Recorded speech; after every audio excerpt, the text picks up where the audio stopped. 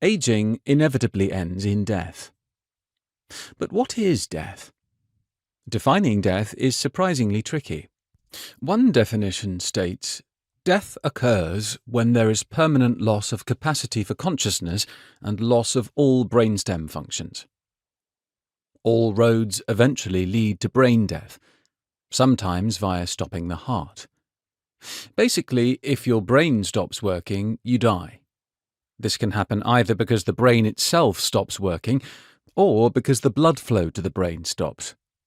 But just putting brain stopped as a cause of death doesn't help statisticians use relative causes of death as a way to plan and prioritize prevention. This explains the need for 17,000 ICD codes. Looking at the proximal cause of death can be informative. One way to visualize causes of death is to see the organs that failed on display. In general, we keep our organs on the inside, an eminently sensible approach, but we can occasionally glimpse their inner workings. Like most medical schools, Imperial, where I work, hosts a pathology museum, cataloguing the multitude of ways in which our organs can fail us, or that we fail them. It really rammed home the terrible things that can happen to your body.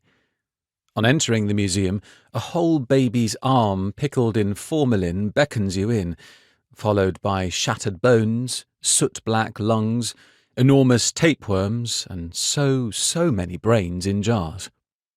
The collection contains an extraordinary, nightmarish, no longer living history.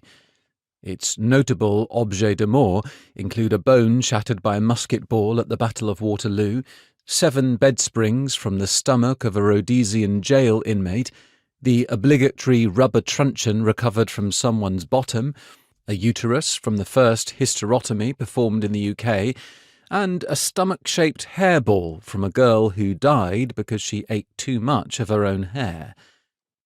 The collection was curated not by a retirement-aged Igor replete with lightning and cobwebs, but by a tall, fresh-faced archaeology graduate, Margaret Lever.